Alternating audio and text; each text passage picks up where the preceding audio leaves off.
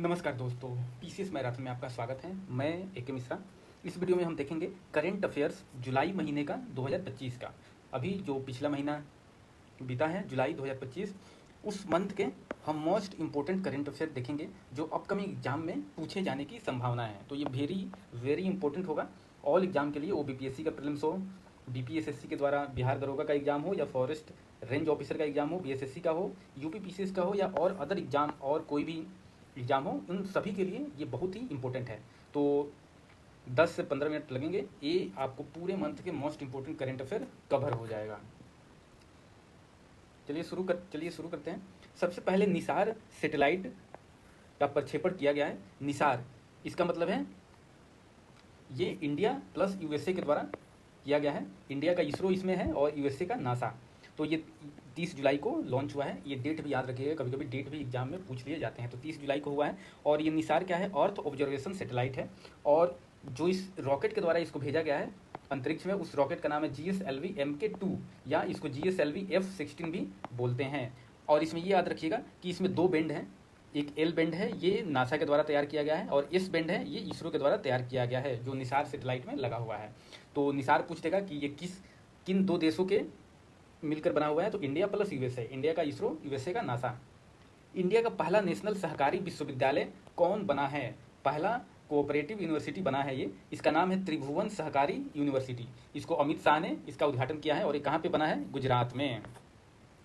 पहला ग्लोबल पांडुलिपि विरासत सम्मेलन कहाँ पे आयोजित हुआ है? तो ये न्यू दिल्ली में इसका आयोजन किया गया है। वर्ल्ड हेरिटेज लिस्ट में इंडिया, अभी वर्ल्ड हेरिटेज कमेटी की बैठक हुई थी। कहाँ पे हुआ था? ये 47वां बैठक हुआ था, ये पेरिस में हुआ था। तो पेरिस में पहले भारत के वर्ल्ड हेरिटेज साइट में अभी तक कितने थे? 43 थे, अभी एक बढ़ गया है। तो अब टोटल वर्ल्ड हेरिटेज लिस्ट में इंडिया की तरफ से कितने हो गए हैं? 44 हो गए हैं। और 44 से कौन बना है? मराठा सैन्य परिदृश्य को शामिल इसमें किया गया है। और ये कितने हैं? ये कभी कभी आ सकता है कि मराठा सैन्य परिदृश्य कितने हैं? तो 12 हैं। और इन 12 में क्या है कि 11 जो है वो महाराष्ट्र में है, और एक जो है वो तमिलनाडु में है। ये याद रखिएगा, जिंजी किला जो है वो तमिलनाडु में है। तो आ सकता है कि अगर मराठा सैन्य परिदृश्य किन किन स्टेट में है, तो 11 महाराष्ट्र में है और एक तमिलनाडु में है। हरेला पर्व ये किस राज्य का पर्व है? तो ये उत्तराखंड राज्य का पर्व है। अर्थुनकल पुलिस स्टेशन, ये एक अर्थुनकल पुलिस स्टेशन है केरला का। ये न्यूज में था, न्यूज में इसलिए था कि इसने ISO प्रमाण पत्र प्राप्त करने वाला पहला पुलिस स्टेशन हो गया है। तो याद रखिएगा, अर्थुनकल पुलिस स्टेशन आ सकता है। किस स्टेट का है? तो ये केरला का है। नेल्सन मंडेला अवार्ड 2025 किसको दिया गया है? तो ये यूएनओ के द्वारा दिया जाता है। तो 2 लोगों को दिया गया है, एक है ब्रेंडा रेनॉल्ड्स और दूसरा है कैनेडी ओडेडे। तो ये दोनों नाम आप लोग याद रखिएगा। इसमें मैं वही करंट अफेयर कराता हूँ जो आने वाले एग्जाम में पूछे जाने की संभावना रहती है। तो इसलिए आप 1-2 बार देखिएगा तो आपको याद हो जाएगा। बिहार सरकार ने स्थानीय महिलाओं को सरकारी नौकरी में 35% रिजर्वेशन दिया है। तो अभी डोमिसाइल नीति लागू हुआ है, तो बिहार का कोई भी एग्जाम होगा उसमें महिलाओं को 35% रिजर्वेशन मिलेगा। भारत का पहला लकड़ी से बना गुरुद्वारा कहाँ पे बना है? तो ये पंजाब के फजिल्का में बना है।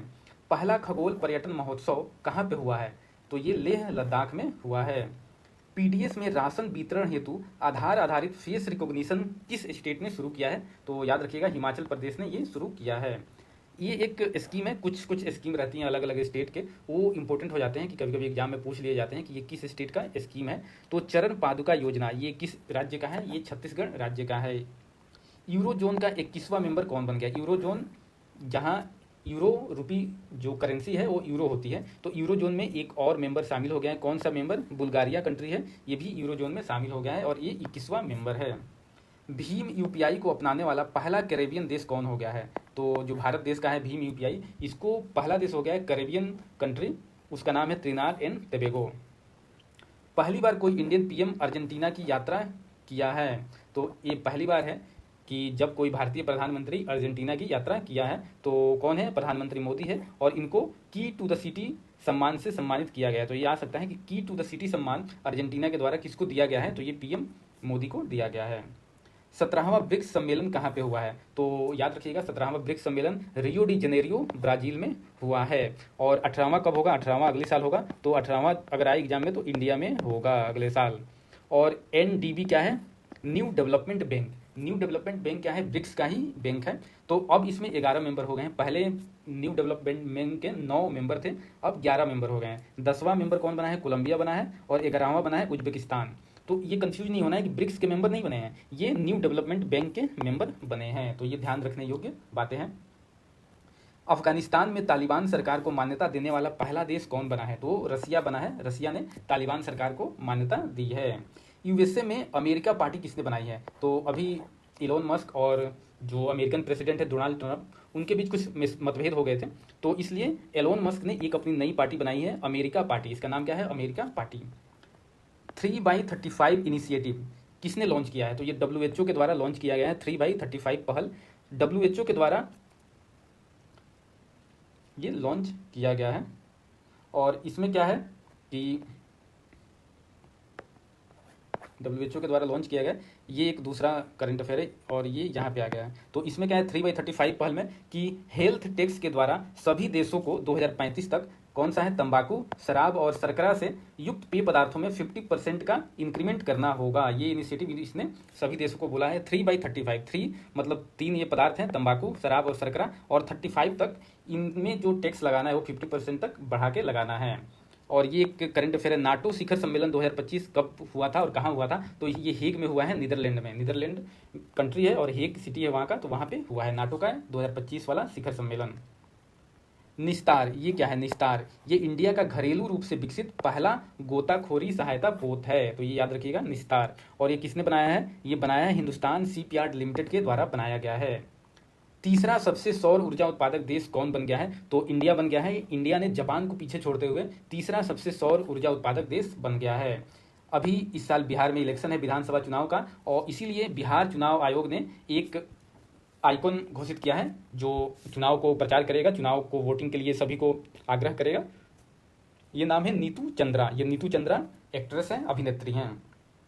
बुद्ध सम्यक दर्शन संग्रहालय का उद्घाटन अभी हाल फिलहाल में हुआ है, पिछले महीने।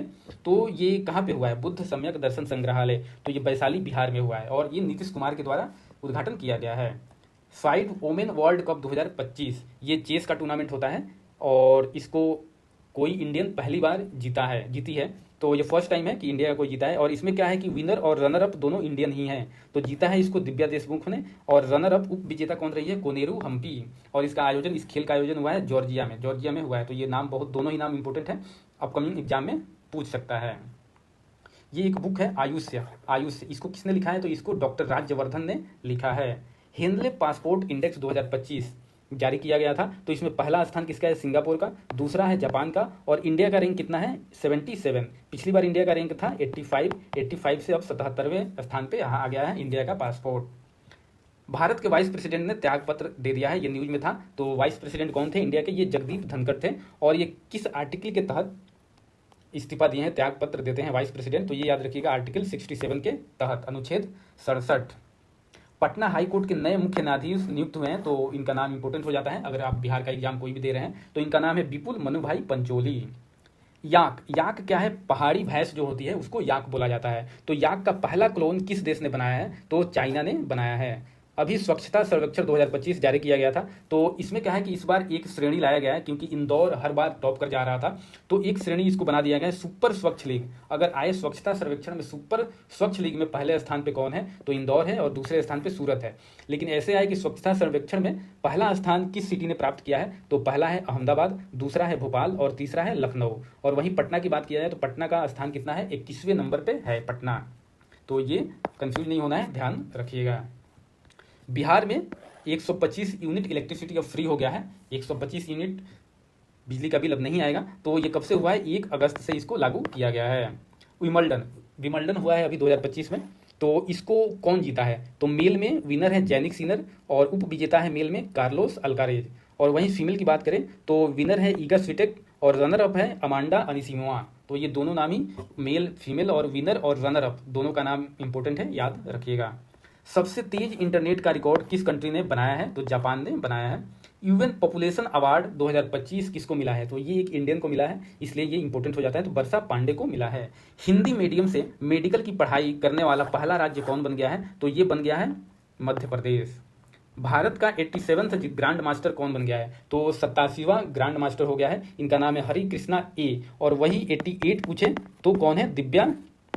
दिव्या देशमुख, जो अभी फाइट वाला जीती है, तो 88 नंबर का ये बन गई है ग्रैंड मास्टर। वही 87 पूछे तो हरि कृष्णा ए। यूक्रेन की नई प्राइम मिनिस्टर कौन बन गई हैं? तो यूलिया स्विडेंको।